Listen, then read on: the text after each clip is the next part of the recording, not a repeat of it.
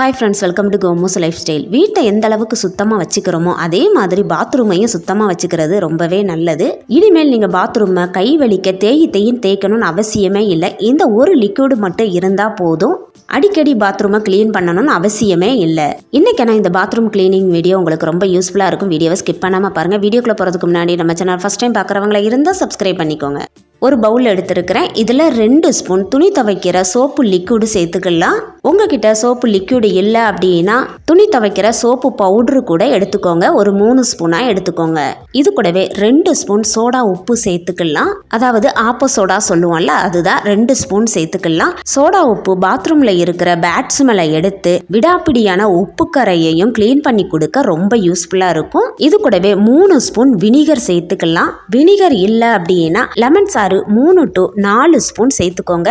Vinegar விடாப்பிடியான உப்பு கரை அழுக்கு கரையெல்லாம் க்ளீன் பண்ணி பாத்ரூமை நல்லா பளிச்சுன்னு கொடுக்கும். வினிகர் சேர்த்ததுமே மேலே பொங்கி வரும். ஒரு ஸ்பூன் வச்சு நல்லா மிக்ஸ் பண்ணி கலக்கி எடுத்துக்கலாம். கொஞ்ச நேரத்திலே அந்த நுரெல்லாம் அப்படியே அடங்கிரும். பவுல் நிறையா தண்ணி சேர்த்துக்கலாம். தண்ணி சேர்த்துட்டு ஸ்பூன் வச்சு நல்லா மிக்ஸ் பண்ணி எடுத்துக்கணும். நம்ம சேர்த்துருக்க பொருள் எல்லாமே ஒன்றா மிக்ஸ் ஆகிற அளவு நல்லா கலந்து விட்டுக்கலாம். மேஜிக்கான பாத்ரூம் கிளீனிங் லிக்விடு ரெடி ஆயிருச்சுது. இந்த ஒரு லிக்விடு மட்டும் இருந்தால் போதும். உங்களோட பாத்ரூம் நல்லா புதுசு போல் பளபளன்னு மின்னும். இனிமேல் பாத்ரூம் கிளீன் பண்ணுறதுக்கு கடையில் அதிக விலை கொடுத்து கெமிக்கல் கலந்த லிக்விடெல்லாம் வாங்காண்டா. அது எல்லாருக்கும் ஒத்துக்காது. மூச்சு திணறல் கூட வரதுக்கு வாய்ப்பு இருக்குது. நம்ம வீட்டில் இருக்கிற பொருளை வச்சே பாத்ரூம் கிளீனிங் லிக்விடு ரெடி ஆயிருச்சுது. இதை ஒரு ஸ்ப்ரே பாட்டிலில் ஊற்றி எடுத்துக்கோங்க. நான் ஜூஸ் பாட்டில் மூடியில் சின்ன சின்ன ஹோல்ஸ் போட்டு எடுத்துருக்கிறேன். எப்படி கிளீன் பண்ணலாம் அப்படிங்கிறத பார்க்கலாம். பாத்ரூமை கிளீன் பண்ணுறதுக்கு முன்னாடி நான் காட்டுறேன். பாத்ரூம் எவ்வளோ உப்பு கரையாகவும் அழுக்கு கரை படிஞ்சு போய் இருக்குது.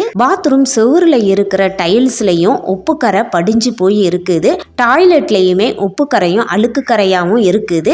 பாத்ரூமை கிளீன் பண்றதுக்கு முன்னாடி பாத்ரூம் எப்படி இருக்குது அப்படிங்கிறத பார்த்துக்கோங்க. பாத்ரூம் கிளீன் பண்ணி முடிச்சதுக்கு அப்புறம் உள்ள வித்தியாசமும் உங்களுக்கு நல்லாவே தெரியும். ரெடி பண்ணி வச்சிருக்க பாத்ரூம் லிக்விட பாத்ரூம்ல உப்பு கரை அழுக்கு கரை படிஞ்ச இடத்துல எல்லா பக்கமும் நல்லா தெளிச்சு விட்டுக்கலாம். பாத்ரூம் செவுரில் இருக்கிற டைல்ஸ்லையும் இதை தெளிச்சு விட்டுக்கோங்க. அதே மாதிரி பாத்ரூம் பைப்லையும் தெளிச்சு விட்டுட்டு டாய்லெட்லையும் தெளிச்சு விட்டுட்டு இதை ஒரு 20 நிமிஷம் ஊற வைங்க. அப்படி இல்லை அப்படின்னா உடனே கூட தேய்ச்சி எடுத்துக்கலாம். நான் உடனே தான் தேய்ச்சி எடுக்கிறேன். இனிமேல் வயசானவங்களா இருந்தாலும் சரி, உடம்புக்கு முடியாதவங்களா இருந்தாலும் சரி, பேக் பெயின் உள்ளவங்களா இருந்தாலும் சரி, பாத்ரூமை ஈஸியாக நின்றுக்கிட்டே கிளீன் பண்ணலாம். அதுக்காக நான் எடுத்துக்கிட்டது தான் ஒட்டடை குச்சி. ஒட்டடை குச்சி இந்த 2ஆ ஒடிஞ்சிருச்சு அப்படின்னா நம்ம தூக்கி ஓரமாக வச்சுருவோம். அதை யூஸ் பண்ண மாட்டோம். அந்த மாதிரி ஒடிஞ்ச ஒட்டடை குச்சி இருந்தால் எடுத்துக்கோங்க.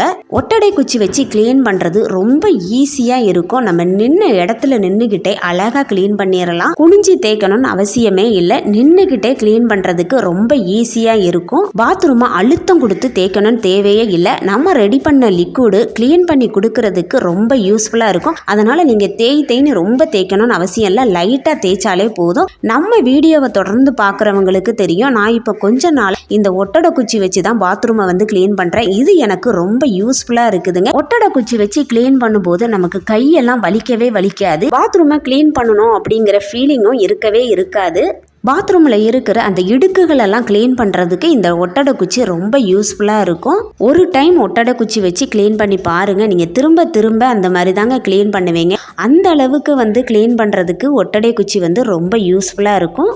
நம்ம ரெடி பண்ணி வச்சிருக்க லிக்விடு விடாப்பிடியான உப்பு கரை அழுக்கு கரை எல்லாத்தையுமே கிளீன் பண்ணி கொடுக்க ரொம்பவே யூஸ்ஃபுல்லாக இருக்கும். நம்மளோட பாத்ரூமையும் அது பளிச்சுன்னு மாற்றிடும். பாத்ரூம் சுவரில் இருக்க டைல்ஸ் எல்லாம் கிளீன் பண்ணணும் அப்படின்னா கொஞ்சம் கஷ்டமானது. நம்ம ஸ்டூல்லாம் போட்டு ஏறி நின்று தான் கிளீன் பண்ண வேண்டிய இருக்கும். இந்த ஒட்டடை குச்சி இருந்தால் போதும். நின்ன இடத்துல நின்றுக்கிட்டே அழகாக தேய்ச்சி கிளீன் பண்ணிடலாம். இது ரொம்பவே யூஸ்ஃபுல்லாக இருக்குது. நான் பாத்ரூம் டைல்ஸு, பாத்ரூம் செவுரில் இருக்கிற டைல்ஸு இது எல்லாமே கிளீன் பண்ணிட்டேன். தண்ணி ஊற்றிட்டு காட்டுறேன் பாருங்க. உங்களுக்கு தண்ணி ஊத்தும் போதே உங்களுக்கு வித்தியாசம் தெரியும். பாத்ரூம் பளிச்சுன்னு கண்ணாடி பார்க்குற மாதிரி இருக்குது பாருங்க. ஃபர்ஸ்ட் எப்படி இருந்தது, இப்போ பாருங்க பளபளன்னு மின்னுது. பாத்ரூம் செவுரில் இருக்கிற டைல்ஸ்லயும் தண்ணி ஊத்திட்டு காட்டுறேன். கிளீன் பண்றதுக்கு முன்னாடி உப்பு கரையும் அழுக்கு கரையும் படிஞ்சு போய் இருந்தது. இப்போ நல்லா பளிச்சுன்னு மாறிடுச்சுது.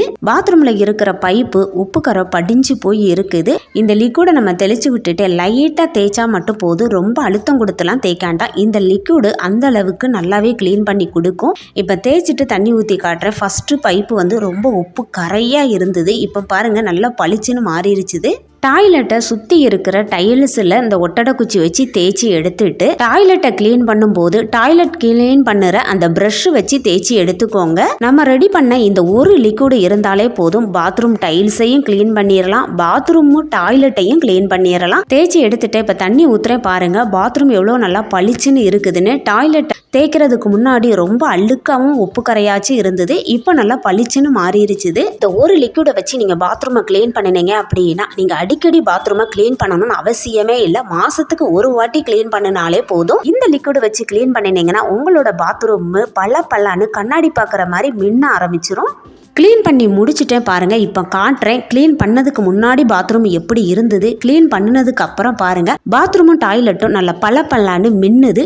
நீங்களும் இந்த ஒரு லிக்விட் வச்சு க்ளீன் பண்ணினீங்க அப்படின்னா நீங்கள் எப்போவுமே இந்த லிக்விட் வச்சு தான் க்ளீன் பண்ணுவீங்க, வலிக்க தேய்க்கணும்னு அவசியமும் இல்லை. இன்னைக்கான இந்த பாத்ரூம் க்ளீனிங் வீடியோ உங்களுக்கு ரொம்ப யூஸ்ஃபுல்லாக இருந்திருக்குன்னு நினைக்கிறேன். இந்த மாதிரி யூஸ்ஃபுல்லான வீடியோலாம் நம்ம சேனலில் நிறைய இருக்குது. நம்ம சேனலை பார்க்காதவங்க ஒரு டைம் விசிட் பண்ணி பாருங்கள், ரொம்ப யூஸ்ஃபுல்லாக இருக்கும். இன்னைக்கான இந்த வீடியோ பிடிச்சிருந்ததுன்னா லைக் பண்ணுங்கள், உங்கள் ஃப்ரெண்ட்ஸ் அண்ட் ஃபேமிலிக்கு ஷேர் பண்ணுங்கள், மறக்காமல் சப்ஸ்கிரைப் பண்ணுங்கள். அடுத்த வீடியோவில் பார்க்கலாம். தேங்க்ஸ் ஃபார் வாட்சிங்.